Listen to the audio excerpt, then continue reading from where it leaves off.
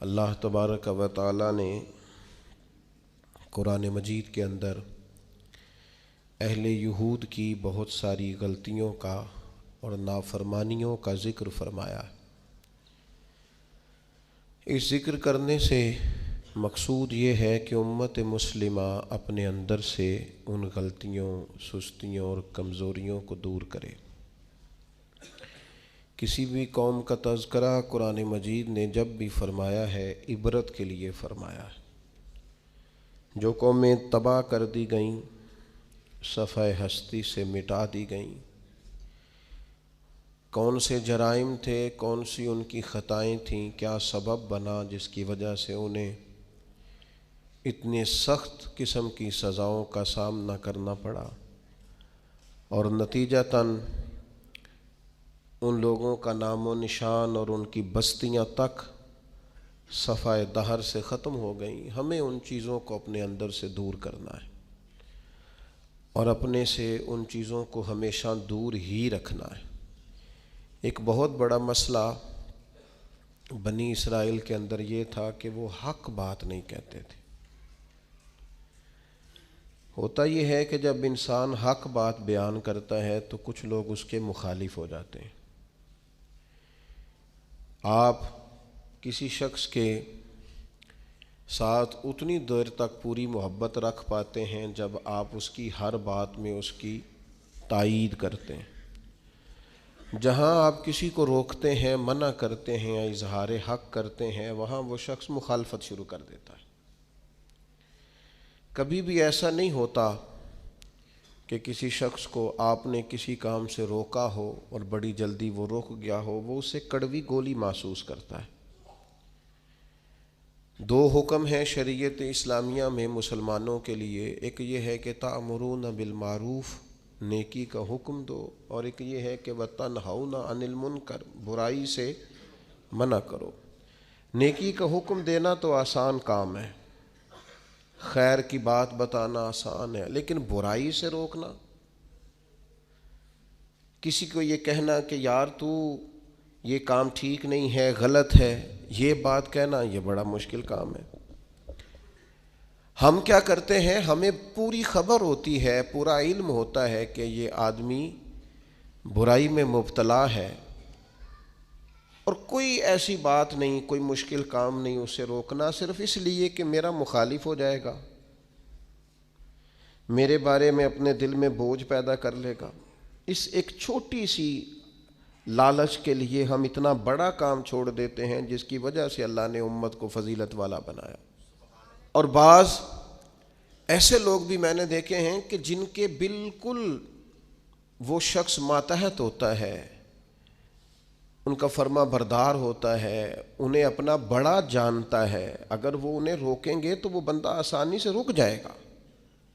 وہ شاگرد ہے، مرید ہے، بیٹا ہے، ارادت مند ہے، محبت کرتا ہے، آپ اسے کسی بات سے منع کریں گے وہ غصہ بھی نہیں کرے گا، وہ رک جائے گا۔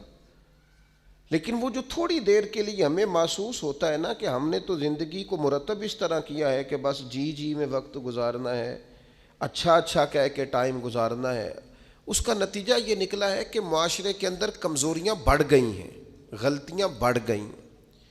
آپ کسی کو منصب دے دیں وہ خوش ہوتا ہے، لیکن کسی جگہ سے اسے کہیں کہ تو نے پچھلی صفوں میں رہنا ہے، وہ پریشان ہو جاتا ہے۔ خدا کے بندے، جہاں تیرے اندر کمزوری ہے اس کو اگر تو محسوس کرے گا تو تیرے لیے بڑا فائدہ ہو جائے گا اپنی اصلاح کا، تربیت کا۔ جس کو جہاں روک سکتے ہیں اسے وہاں ضرور روکیں۔ آپ کو پتہ ہے ہمارے بچوں میں غلطیاں زیادہ کیوں بڑھ جاتی ہیں؟ جو وقت تھا نا انہیں منع کرنے کا، اس وقت ہم نے انہیں منع نہیں کیا۔ جو ٹائم تھا انہیں ٹوکنے کا، اس وقت ہم نے انہیں ٹوکا نہیں۔ جو وقت تھا انہیں سمجھانے کا، اس وقت ہم نے انہیں سمجھایا نہیں۔ پھر ایسا وقت آتا ہے کہ وہ غلطیاں پک جاتی ہیں، مزاج کے ساتھ منسلک ہو جاتی ہیں۔ پھر ہم چاہتے ہیں کہ بچوں میں وہ تبدیلی آئے، لیکن اس کے ساتھ بڑا ظلم ہوا، وہ بیچارہ پریشان ہو گیا۔ آپ کوئی جملہ غلط پکا لیتے ہیں نا پڑھتے پڑھتے تو وہ پک جاتا ہے، ٹھیک کرانا بھی چاہے بعد میں تو ایک وقت آتا ہے وہ ٹھیک نہیں ہوتا، لیکن اگر وقت پہ اسے ٹھیک کر دیا جاتا تو وہ ٹھیک رہتا۔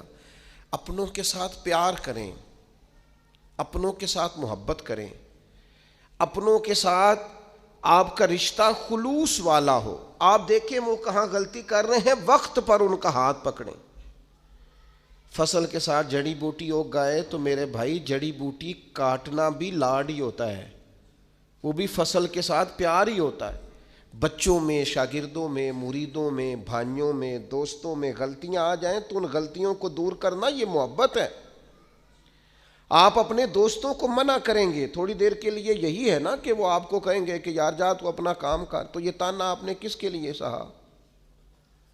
تھوڑی دیر کے لیے وہ آپ کو برا ہی کہیں گے، تو یہ آپ نے جو اپنے اوپر اس شخص کی طرف سے آپ نے تھوڑی دیر کے لیے شدت برداشت کی، تو کس کے لیے برداشت کی؟ آپ خیر کی بات کہیں، آپ اچھائی کا جملہ کہیں، آپ لوگوں کو برائی سے منع کریں۔ آپ کہیں ان سے کہ یہاں شہید ہو گئے حضرت سعید ابن مسیب جیسے لوگ، لیکن حجاج ظالم تھا تو انہوں نے ظالم کہا۔ بڑی مار کھائی امام احمد بن حنبل نے، ان کا پورا کرتا اور ان کا پورا لباس اور تہمت خون سے سارا بھر گیا، لیکن انہوں نے بادشاہ وقت کو کہا جو تو کہہ رہا ہے وہ ٹھیک نہیں ہے، تو غلط کہہ رہا ہے۔ جنازے نکلے علماء اور محدثین کے جیلوں سے، لیکن انہوں نے کہا حق حق ہی ہوتا ہے، خیر خیر ہی ہوتی ہے۔ ہم بات ہی نہیں کرتے، ہم اپنوں کو منع ہی نہیں کرتے، ہم لاڈ میں، پیار میں، محبت میں تباہی کرتے جاتے ہیں اپنوں کی۔ جہاں کسی میں کمزوری دیکھیں، ہاں سمجھائیں پیار کے ساتھ، قائل محبت کے ساتھ کریں، لہجہ مصلحانہ ہو، تنقید برائے تنقید نہ ہو، لیکن حق بات کریں۔ بنی اسرائیل کا جرم کیا ہے؟ ان کا جرم یہ ہے کہ اللہ تعالیٰ انہیں فرماتا ہے وَلَا تَلْبِسُوا الْحَقَّ بِالْبَاطِلِ، حق کو باطل سے نہ ملایا کرو، وَتَقْتُمُوا الْحَقَّ وَأَنْتُمْ تَعْلَمُونَ، اور جانتے بوجھتے ہوئے حق نہ چھپایا کرو۔ نہ باطل کو حق سے ملاؤ، نہ حق کو چھپاؤ، وَأَنْتُمْ تَعْلَمُونَ، تمہیں پتہ ہے، تم جانتے ہو۔ میرے نبی پاک صلی اللہ تعالی علیہ وآلہ وسلم نے ارشاد فرمایا جب کسی سے کوئی بات پوچھی گئی اور وہ بات جانتا تھا، اسے علم تھا، وہ گواہی اس کے پاس موجود تھی، وہ شہادت اس کے پاس تھی، اس سے پوچھا گیا لیکن اس بندے نے چھپائی۔ یہ سنن ابو داؤد میں حدیث ہے۔ اللہ کے محبوب فرماتے ہیں قیامت کے دن اس بندے کے منہ میں اللہ آگ کی لگام ڈال دے گا۔ لو اب تیرے منہ میں لگام ڈال دی اور وہ بھی آگ کی، اب نہ بولنا، چونکہ جب حق بولنے کا ٹائم تھا تب تو نہیں بولا، جب تیری ضرورت تھی، جب تیرے کہنے سے مظلوم بچ سکتے تھے، جب تیرے بات کرنے سے ظالم پکڑے جا سکتے تھے، جب تیرے دو جملے کہنے سے کسی شخص کی زندگی بھر کی جمع پونجی بچ سکتی تھی، تو بولا نہیں، تو آج تو میدان محشر میں آیا ہے۔ تو میرے محبوب کہتے ہیں، حضور فرماتے ہیں رب اس کے منہ میں آگ کی لگام ڈالے گا۔ اقبال کہنے لگے اپنے بھی خفا مجھ سے ہیں اور بیگانے بھی ناخوش، کیوں؟ میں کہتا ہوں وہی بات سمجھتا ہوں جسے حق۔ یہ میری مجبوری ہے کہ میں نے ہمیشہ حق کہا ہے، تو اپنے بھی خفا مجھ سے ہیں اور بیگانے بھی ناخوش۔ سب جگہ پہ میں ملامتی ہوں، ہر شخص میرے بارے میں رائے دیتا ہے کہ بڑا سخت گیر آدمی ہے، بڑے مزاج کے اندر شدت پائی جاتی ہے، کیوں؟ کہ کہتا ہوں وہی بات سمجھتا ہوں جسے حق۔ گروپ بنے ہوئے ہیں، گروہ بندیاں ہو گئیں، کلمہ حق کہیں۔ یہودیوں نے جرم کیا کیا تھا؟ انہیں پتا تھا کہ نبی پاک اللہ کے رسول ہیں، اور کتنا پتا تھا؟ اللہ قرآن مجید میں ارشاد فرماتے ہیں یعرفونہ کما یعرفون ابناءہم، محبوب یہ آپ کو اس طرح جانتے ہیں جس طرح بندہ اپنے بیٹے کو پہچانتا ہے۔ یہ جو اہل کتاب ہے نا، یعرفونہ کما یعرفون ابناءہم، آپ کو اس طرح پہچانتے ہیں جس طرح بیٹوں کو پہچانتے ہیں۔ تورات کے اندر انہوں نے آپ کی ساری خبریں پڑھ لی ہیں، ایک ایک نشانی جانتے ہیں۔ حضرت عبداللہ ابن سلام فرماتے ہیں اللہ کا قرآن اتنا سچا ہے، میں نے تورات پڑھی ہوئی ہے، میں مسلمان ہوا ہوں، میں تمہیں قسم اٹھا کے کہتا ہوں کہ جس طرح میں اپنے بیٹے کو پہچانتا ہوں نا، اس سے بڑھ کر مجھے تورات نے بتایا ہے کہ رسول رحمت اللہ کے سچے رسول ہیں۔ لیکن نہیں ماننا تو نہیں ماننا، اڑ جانا ہے تو اڑ جانا ہے۔ گروہ پرست ہو جاتے ہیں لوگ، حق پرست نہیں ہوتے۔ پارٹی کو سپورٹ کرتے ہیں، حق کو سپورٹ نہیں کرتے۔ اپنے گروپ کے حمایتی ہیں، حق کے حمایتی، برادری کے حمایتی ہیں، پر حق کے حمایتی نہیں ہیں۔ اپنی تنظیم کے، جماعت کے، اپنے آپ کے حمایتی ہیں، حق کے حمایتی۔ بندہ مومن گروہ پرست نہیں ہوتا، بندہ مومن حق پرست ہوتا ہے۔ وہ دیکھتا ہے حق کدھر ہے، وہ حق پرست۔ چھوڑ دیں یار، تھوڑی سی زندگی ہے، گروہ پرستی نہ کریں، اپنے آپ کے ساتھ جھوٹ نہ بولیں، اپنے آپ کو دھوکہ نہ دیں، لوگوں کی گڈ بک میں آنے کا شوق چھوڑ دیں، رب کی بارگاہ کے اندر، اپنے ضمیر کی عدالت کے اندر اپنے آپ کو رکھیں۔ خدا را ساری زندگی اپنی شخصیت کو اور اپنے کردار کے حسن کو چھپا کر نہ گزار دیں۔ ساری زندگی جو آپ کے اندر ایک مومن بیٹھا ہے، اس مومن کو صلح کے وقت کیوں گزارتے ہو؟ وہ اندر جو نبی پاک کا غلام بیٹھا ہے، جس نے اپنے کریم سے سیکھا ہے کہ سارا زمانہ بھی مخالف ہو تو بات وہی کرنی ہے جو حق اور سچ ہے، اس مومن کو کیوں سلاتے ہو؟ اسے تھپکی کیوں دیتے ہو؟ بچے ہمارے جذبہ رکھتے ہیں حق کا، شوق رکھتے ہیں حق کا، مزاج رکھتے ہیں حق بینی کا، ان کی طبیعت میں ولولہ ہے، جوش ہے۔ ہم انہیں مداحنت سکھاتے ہیں، ہم انہیں کہتے ہیں نہ بیٹا گراؤنڈ ریالٹی دیکھو، نہ میرا بیٹا تم نہ بات کرنا، نہ ہمارا کیا لینا دینا، کاروبار ٹھیک چل رہا ہے، دکان ٹھیک چل رہی ہے، ادارہ ٹھیک چل رہا ہے، خبردار۔ اس کا نقصان یہ ہوا ہے کہ ظلم اور جبر کے ڈیرے عام ہیں۔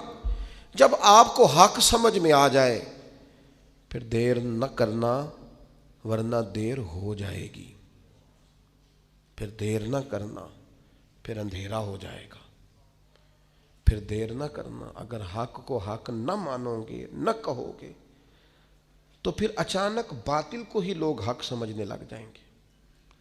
پھر تم محسوس کرو گے کہ بہت سارے لوگ ایسے ہوں گے جو اندھیرے میں اٹھیں گے، اندھیرے میں چلیں گے، اندھیرے میں گر جائیں گے، اور اندھیرے میں کوئی ان کا ہاتھ پکڑنے والا نہیں ہوگا۔ اب تو جھوٹ اتنا بولا جاتا ہے کہ لوگ سچ بولنے والے کو اجنبی سمجھتے ہیں۔ اب تو ریاکاری اتنی کی جاتی ہے کہ اخلاص والا بندہ انوکھا محسوس ہوتا ہے۔ اب تو دھوکہ اتنا عام ہے کہ خالص چیز بیچ دی جائے تو لوگوں کے لیے ہضم کرنا مشکل ہو جاتا ہے۔ خدا را بندہ مومن کی یہ شان نہیں ہے۔ آپ نے ناراض نہیں ہونا، لوگ فتویٰ لینے آتے ہیں، فیصلہ کرانے آتے ہیں، لیکن وہ یہ نہیں کہتے کہ جو میرٹ ہے وہ کر دیں۔ وہ کہتے ہیں جو میں آپ کو کہہ رہا ہوں نا وہ ٹھیک ہے۔ وہ مسئلہ پوچھنے آتے ہیں تو کہتے ہیں جی وہ جگہ اس طرح ہو جائے تو پھر دین یہ بھی تو کہتا ہے نا، پھر اس طرح ہو جائے تو اسلام کا یہ حکم بھی تو ہے نا، اسلام یہ والے حقوق بھی تو بیان کرتا ہے نا۔ تو اب اس نے یہ کہا تھا تو میں جواب میں یوں نہ کرتا، اس نے پھر یہ بات کی تھی تو میرا یہ نہیں بنتا تھا۔ تو میں بہت سارے دوستوں سے خوش طبعی کرتا ہوں، میں کہتا ہوں پھر آپ لکھ دیں بھلا میں نے کیا کہنا ہے، آپ مجھے لکھ کے دے دیں، میں وہ بول دیتا ہوں، اس لیے کہ ساری بات کا تو آپ کو پتہ ہے، آپ تو سب علم رکھتے ہیں، اور آپ تو مجھے اپنی رائے اس طرح سے دے رہے ہیں کہ جس طرح میں وہی کہہ دوں جو آپ، تو پھر آپ کو آنا ہی نہیں چاہیے تھا، گھر میں فیصلہ کر لیتے۔ خدا کے بندے اپنے آپ پر فیصلے نہ کرو، اپنے آپ کو قانون کے حوالے کرو، پروٹوکول سے نکل آؤ۔ میں اور آپ اس رسول کے ماننے والے ہیں جس کریم محبوب نے وصال ظاہری سے پہلے منبر پر بیٹھ کر صحابہ سے کہا تھا میرا ارادہ ہو گیا ہے لوٹ جانے کا، میری طرف سے کسی کو تکلیف پہنچی ہو تو میں حاضر ہوں۔ آنا ذرا ایک ایک کر کے ہم بھی 2 منٹ کے لیے بہو سے پوچھ نہ لیں، داماد سے پوچھ نہ لیں، جس بیوی نے ساری زندگی کوڑے کے نیچے وقت گزارا ہے اس سے پوچھ نہ لیں کہ تو میری طرف سے راضی ہے کہ ناراض ہے۔ پڑوسیوں سے 1-2 دفعہ بات کر نہ لیں۔ ایک صحابی اگر میدان بدر کے اندر عرض کرتے ہیں کہ یا رسول اللہ آپ نے صفیں سیدھی کراتے وقت مجھے تیر چبھویا ہے، حضور تو معصوم عن الخطا ہے، محبوب کے لیے تو یہ تصور کرنا جرم ہے لیکن ہماری تعلیم کے لیے وہ صحابی کیا کہتے ہیں؟ حضور مجھے تیر چبھویا ہے، تو محبوب کیا فرماتے ہیں؟ مجھے استثناء حاصل ہے، وزیر اعظم پر، گورنر صاحب پر اور صدر پر پرچہ ہی نہیں ہو سکتا، میں چونکہ فلاں عہدہ رکھتا ہوں لہذا میرے ساتھ کیسے تو نے بات کر لی؟ یہ میرے رسول کا دیا ہوا طریقہ ہے۔ محبوب کریم نے گویا اپنے لفظوں میں بات کر رہا ہوں، حضور نے جو قانون بنایا تھا محبوب نے خود اپنے آپ کو اس قانون کے حوالے کیا، فرمایا آ جا میں کرتا ہٹاتا ہوں تو بدلہ لے لے، نا آؤ نا 2 منٹ کے لیے اپنے آپ کو کٹہروں میں کھڑا کرو نا، آؤ جس جگہ پہ بیٹھ کے 25-30 سال سرکاری نوکری کی ہے، آؤ نا اپنے آپ کو کٹہرے میں کھڑا کرو، اپنی عدالت میں اپنے آپ کو پیش کرو۔ نوکری کی ہے کہ تعلقات نبھائے ہیں، سرکاری نوکری کی ہے کہ افسروں کو راضی کیا ہے۔ آؤ نا جن کو منصب ملے ہیں، منصب جن کو عہدے ملے ہیں، جن کو بڑا کچھ ملا ہے، وہ تھوڑی دیر کے لیے آئیں نا اپنے آپ کو کٹہروں میں کھڑا کریں۔ وہ پیر صاحب، وہ مولوی صاحب جن کے لوگوں نے ہاتھ بھی چومے اور ان کے پیروں میں نذرانے بھی ڈالے، اور گھنٹوں لوگوں نے سڑکوں پہ پھول لے کے جن کا استقبال بھی کیا، اور جن کے بچوں کو بھی لوگوں نے سلوٹ کیا کہ یہ شیخ کی اولاد ہے، وہ آئے نا کبھی کٹہرے میں کھڑے ہو کے بتائیں نا جس دین نے انہیں اتنا دیا ہے انہوں نے اس دین کو کیا دیا ہے۔ وہ اپنی عدالت میں خود پیش ہوں، وہ بتائیں کہ تم بتاؤ نا، تمہارے ارد گرد والے بہت سارے لوگ وہ بھی ہیں جو چھابڑی لے کے سودا بیچنے جاتے ہیں، تمہارے ساتھ اٹھنے بیٹھنے والے وہ بھی ہیں جو 30-40 ہزار کی نوکری کرتے ہیں، خس خس جنہ قدر نہ میرا تے صاحب نو وڈیائیاں، میں تے گلیاں دا روڑا کوڑا تے محل چڑھایا سائیاں، تو دے نہ جواب دے، لیکن حق بات کی جرت ہی نہیں، مزاج ہی نہیں، طے کر لیا ہے کہ حق نہیں کہنا، صرف گروپ بندی کرنی ہے، صرف مزاج یہ بنا لیا ہے کہ میں کسی کو ناراض نہیں کرنا چاہتا، ہو جائے ساری دنیا ناراض ہوتی ہے، بس یہ سوچ کے رات سو جانا سارے ناراض ہو جائیں تو کام چل جائے گا، کہیں اللہ رسول نہ ناراض ہو جائے، یہ سوچ کے سویا کرو۔ ہمارا حضرت صفیہ رضی اللہ تعالی عنہ ام المومنین ہے، آپ کا چونکہ ایک یہودیوں کی فیملی سے تعلق تھا، فرماتے ہیں میرے والد اور میرے چچا مجھ سے بڑا پیار کرتے تھے، میری طرف بڑی توجہ رکھتے تھے، تو میں جس دن حضور مسجد قباء کے قریب تشریف لائے تو میرے چچا اور والد حضور سے مل کے آئے، تو ان کی کیفیت اتنی بدلی ہوئی تھی، انداز اتنا بدلا ہوا تھا کہ میں ان سے ملنے گئی تو انہوں نے توجہ ہی نہیں کی، میں دروازے تک ان کے استقبال کو گئی، انہوں نے توجہ کوئی نہیں کی، بڑے عجیب سے پریشان تھے، پانی پوچھا تو انہوں نے اس پر بھی کوئی بات نہ کی، ایک دوسرے سے وہ کلام کرنے لگے والد اور چچا، تو میرے چچا والد سے پوچھتے ہیں کہ وہ جو تورات میں ہم نے نشانیاں پڑھی تھی یہ وہی نبی ہیں؟ تو میرے والد کہنے لگے حرف سچا ہے، یہ وہی پیغمبر ہے۔ تو میرے چچا کہنے لگے پھر خیال کیا ہے آپ کا، کرنا کیا ہے؟ تو کہنے لگے میں جب تک زندہ رہوں گا معاذ اللہ ان کی مخالفت کرتا رہوں گا۔ حق پہنچ گیا ہے، اطلاع آ گئی ہے، انشراح صدر ہو گیا ہے، دل گواہی دے رہا ہے سچے رسول۔ حضرت صفیہ رضی اللہ تعالیٰ عنہ ام المومنین فرماتی ہیں کہنے لگے یہ وہی رسول ہیں، ایک ایک بات سچی ہے، ایک ایک حرف سچا ہے، ایک ایک قول سچا ہے، ان کی تو ادائیں بھی وہی ہیں جو تورات زبور انجیل میں لکھی ہیں، لیکن میں ساری زندگی مخالفت کروں گا۔ ہم نے غور کرنا ہے یہودیوں والی یہ عادت کہیں مسلمانوں میں تو سرایت نہیں کر گئی، جس کا ہمیں پورا پتہ چل جاتا ہے یہ حق ہے ہم اس کے بھی مخالف ہیں، جس کی بات کے بارے میں انشراح صدر ہو جاتا ہے، دل گواہی دیتا ہے کہ بات بالکل ٹھیک ہے، اس کو بھی قبول نہیں کرتے۔ تو اہل یہود کا طریقہ ہے، مسلمانوں میں کیسے آ گیا؟ یہ کب ہوتا ہے؟ یہ کیوں ہوتا ہے؟ کیا چیز وجہ بنتی ہے کہ جب انسان اس طرح کا رویہ اختیار کرتا ہے؟ تو قرآن مجید نے اسے بھی بیان کیا، فرمایا اَرَأَيْتَ مَنِ اتَّخَذَ إِلَٰهَهُ هَوَاهُ، کیا آپ نے اس شخص کو دیکھا ہے جس نے اپنے نفس کی خواہش کو ہی اپنا خدا بنا لیا؟ اَرَأَيْتَ، کیا آپ نے دیکھا ہے من اتخذ الہہ ہواہ، اس شخص کو دیکھا ہے جس نے خواہش نفس کو ہی خدا مان لیا؟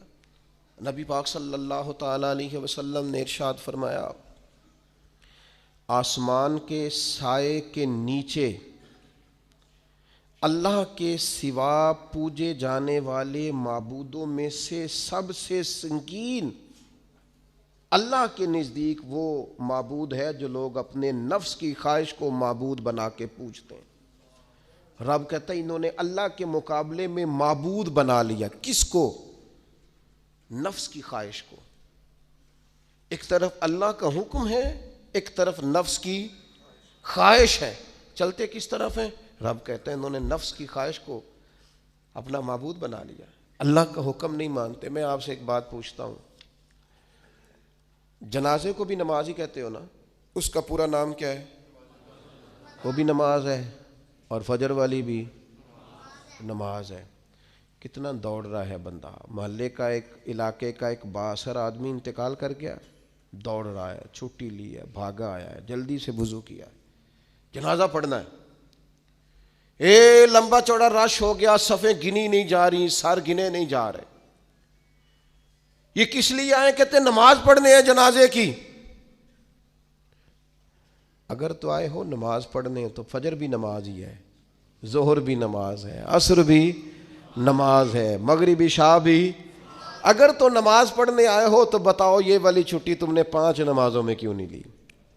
اگر تو آئے ہو نماز پڑھنے تو پھر بتلاؤ یہ والا اہتمام فجر میں کیوں نہیں ہوا؟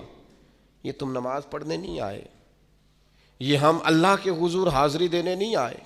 یہ وہ جو سیاسی رکھ رکھاؤ ہے، یہ جو ذاتی یہ نفس کی عبادت ہے، یہ اللہ کی عبادت نہیں ہے، یہ خواہش نفس کی تکمیل ہے۔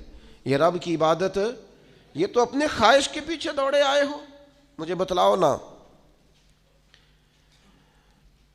وہ ایک شاعر تھے، انہوں نے بات تو بڑی غلط کی، لیکن چلو بعض اوقات نصیحت کے لیے کچھ باتوں کو دہرا دینا چاہیے۔ پاکستان کے ایک معروف شاعر تھے، ان سے کسی نے کہا کہ آپ مسلمان ہیں؟ کہنے لگا آدھا مسلمان ہوں آدھا کافر ہوں۔ کہا کس طرح؟ کہنے لگا اسلام کے اندر خنزیر بھی حرام ہے اور شراب بھی حرام ہے، لیکن میں خنزیر نہیں کھاتا، شراب پی لیتا ہوں، معاذ اللہ ثم معاذ۔ کہنے لگا خنزیر سے مجھے نفرت ہے، شراب میں چھپ کے کئی کونے میں جا کے پیتا ہوں تو آدھا مسلمان ہوا نا۔ کہ اگر تو میں دین کا حکم سمجھ کے نفرت کروں تو پھر جتنی خنزیر سے کروں اتنی شراب سے بھی کروں۔ تو کسی نے اس پر تنقید کرنی چاہی تو اس نے کہا ٹھہر جا ذرا سن، جس طرح شراب حرام ہے، جس طرح جوا حرام ہے، جس طرح خنزیر حرام ہے، ملاوٹ بھی تو اسی طرح ہی حرام ہے، حرام مال بھی تو اسی طرح ہی حرام ہے۔ یہ کیسی تمہارے نفس کی خواہش ہے کہ خنزیر نہیں کھاتے؟ کہتے ہیں کہ کسی علاقے میں ایک آفیسر تھا تو وہ سب حرام مال اکٹھا کرتا تھا، تو کوئی کسی کی ضرورت ہی نہیں تھی اس سے بات کرنے کی۔ تو ایک بوڑھی اماں تھی، وہ بڑی حق بات کہنے کا مزاج رکھتی تھی، تو ان کی مرغی مر گئی، تو اس کے گلے پہ چھری چلا کے نا تو اس آفیسر کے گھر دے آئیں دیسی مرغی۔ تو وہ شام کو شکریہ ادا کرنے آ گیا، کہنے لگا اماں کمال کر دیا، دیسی مرغی تو کوئی کسی کو دیتا ہی نہیں۔ کہنے لگے بیٹے نہیں، کمال والی بات نہیں، مر گئی تھی۔ تو وہ ناراض ہو گیا، کہنے لگا مر گئی تھی تو میرے گھر کیوں دے دی؟ کہنے لگی سارا محلہ جانتا ہے تو سارا حرام کھاتا ہے۔ تو میں نے کہا یہ کروڑوں حرام کھا گیا تو کوئی مشکل نہیں، تو ایک مرغی سے کیا تکلیف دے گی؟ تو وہ اللہ نے اس کے دل میں بات ڈالی، اس کو اثر ہوا، وہ رونے لگا، کہنے لگا بات تو ٹھیک کر رہی ہے، کروڑوں روپیہ حرام کا آئے تو وہ چونکہ نفس پسند کر رہا ہے تو وہ ٹھیک ہے، اور ایک مرغی صرف چھری نہیں چل سکی مر گئی تو اس سے الٹی آ رہی ہے، کہہ رہی ہے، کیا مطلب ہے اس کا؟ وہ ہمارے ایک دوست ہیں، وہ کہتے ہیں ہمارے زمانے میں لوگ اس طرح کے پرہیزگار ہیں کہ ایک شخص کو ایک نیا جوتا مل گیا کہیں گرا ہوا، اس نے اس کا مالک ڈھونڈنا شروع کیا۔ کسی کا نیا جوتا گر گیا سڑک پہ تو ڈھونڈتا رہا، ایک پیر تھا، ڈھونڈتا رہا، وہ کس کا ہے بھائی، کس کا ہے؟ تھوڑی دیر آگے جا کے اسے اس کا دوسرا پیر بھی مل گیا، پھر اس نے مالک ڈھونڈنا چھوڑ دیا۔ پہلے وہ نیک تھا کیونکہ ایک جوتا تھا نا، پہن نہیں سکتا تھا، جیسے ہی اسے اتنی تکلیف کی بات ہے امت مسلمہ میں، نفس کی خواہش کو خدا بنا لیا، جو تیری طبیعت میں آئے ویسے ماں باپ کو تو وقت نہیں دے سکا، ویسے اگر تجھے کہا جائے کہ ماں باپ کی طرف سے کسی یتیم بچے کا خرچہ اٹھا لے، وہ تو نہیں اٹھا سکتا۔ تیرے ماں باپ چلے گئے، ان کی وجہ سے تو کسی غریب بہن بھائی سے تعاون کر تاکہ ماں باپ خوش ہوں، احسان ثواب، وہ تو نہیں کر سکتا۔ دیکھیں چیلم پہ 50 پکیں گی، کیونکہ پتہ چلے نا برادری کو کہ جناب نے چیلم کیا۔ یہ نفس کی خواہش کو خدا بنا لی۔ سیاسی افطاریاں ہو رہی ہیں، کسی کی نیت پر شک نہیں، اچھی نیت سے لوگ افطاری کراتے ہوں گے، لیکن وہ گھروں کا بھی تو ہمیں پتہ ہے نا کہ جہاں لوگ آٹا بھی اس لیے تھوڑا پکاتے ہیں کہ کل بھی اس کی ضرورت ہے۔ وہ محلے کے گھر نظر نہیں آتے؟ افطاری کے لیے ایک سجن بلایا جو پہلے کروڑ پتی، اور بلایا کہاں سے؟ لاہور سے، اسلام آباد سے، فیصل آباد، تو جو تیرے ارد گرد تھے۔ نفس کی خواہش کو خدا بنا لیا۔ بندہ مومن کی یہ شان نہیں ہے۔ جب ہم اللہ تعالیٰ کی عبادت کریں گے، آپ کو پتہ ہے انبیاء کرام علیہم السلام کو لوگوں نے کیوں شہید کر دیا؟ انبیاء کرام کی لوگوں نے کیوں نافرمانی کی؟ اللہ کے رسول تو معصوم ہیں، کسی شخص سے کوئی مطالبہ نہیں کرتے تھے۔ نبی تو خالصتاً داعی بن کر اور تڑپ لے کر اللہ کے بندوں کو رب کی طرف بلاتا ہے۔ کیوں نہیں مانی لوگوں نے بات انبیاء کی؟ حضرت لوط علیہ السلام کی بات اس لیے نہیں مانی کہ وہ ہم جنس پرستی سے، لواطت سے روکتے تھے۔ کیوں لوگوں نے نافرمانی کی حضرت ابراہیم علیہ السلام کی؟ کہ وہ کفر اور شرک سے روکتے تھے۔ کیوں لوگوں نے نافرمانی کی معاذ اللہ نبی پاک علیہ السلام کی؟ کہ حضور فرماتے تھے کوئی بڑا چھوٹا نہیں۔ کیوں سردار بنے ہوئے ہو تم؟ کیوں غریبوں کا خون چوستے ہو؟ کیوں برادری ازم کے نام پر تکبر کرتے ہو؟ لوگ نافرمان ہو گئے۔ ہم کیا کرتے ہیں؟ جیسے ہی ہمارے نفس کی خواہش کو چوٹ لگتی ہے، ہم فوری طور پر مخالف ہو جاتے ہیں۔ میں نے تو، چونکہ چھوٹا سا میرا تجربہ ہے، بہت ساری باتیں تو میں کرنا بھی نہیں چاہتا، میں نے تو دیکھا ہے مرید، شاگرد، عقیدت مند، پیار کرنے والا، اس نے بھی ایک دائرہ بنایا ہوا ہے۔ وہ کہتا ہے کہ مجھے حکم تو دیا جائے، کسی چیز سے روکا نہ جائے۔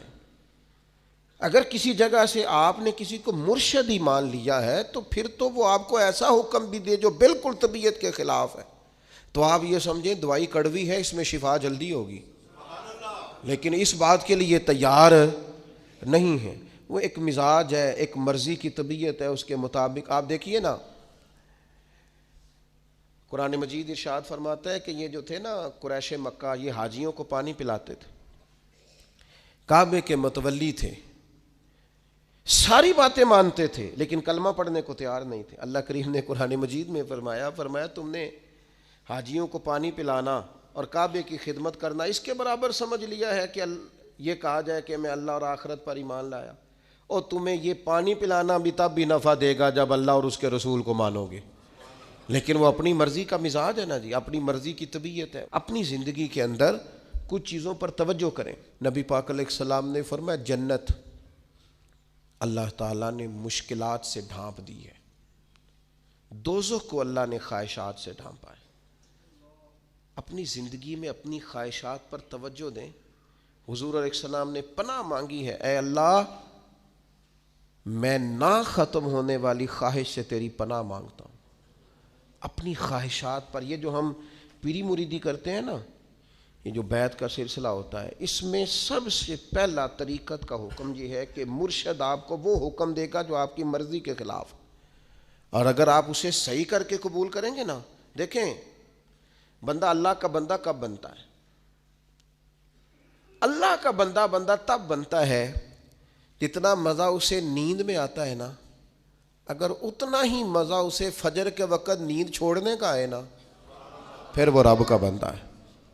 اتنے مزے سے ہی وہ اٹھے، جتنا مزہ اسے روٹی کھانے کا آتا ہے نا، اتنا ہی مزہ اسے رمضان میں روزہ رکھنے کا ہے، پھر وہ اللہ کا حقیقی فرما بردار۔ جتنا لطف اس شخص کو اللہ تبارک و تعالیٰ کی دی ہوئی نعمتوں کو استعمال کرنے کا آتا ہے نا، اتنا ہی مزہ اسے اگر اللہ کی بارگاہ میں مجاہدے کا آئے، پھر وہ رب کا بندہ ہے۔ تو اپنے مزاج کے اندر حق کہنے کا حوصلہ پیدا کریں، آپ کے دائیں بائیں جو لوگ غلطیاں کریں انہیں محبت سے سمجھانے کی کوشش کریں، اور کچھ تھوڑا سا نا نفس کی مخالفت کم، جو آپ کی طبیعت میں چاہے وہ ہو جائے تو مزہ کیا رہا۔ ایک بات آپ نے آج کے جمعے سے بطور سبق لے کے جانی ہے، نفس کی تھوڑی مخالفت کریں، چھوڑ دیں اندر باہر لڑنا، اپنے آپ سے لڑنا شروع کریں، اپنے آپ سے تھوڑا سا جہاد شروع کریں۔ ہمارا سب سے زیادہ مسئلہ اپنے ساتھ ہے، ہمیں کسی نے پریشان نہیں کیا، صرف ہماری اپنی خواہشات نے پریشان کیا ہو۔ آپ خواہشات سے تھوڑا سا لڑیں، ایک ایک دو دو کر کے خواہشات کو چھوڑیں، آپ خود محسوس کریں کہ زندگی حسین ہو گئی ہے۔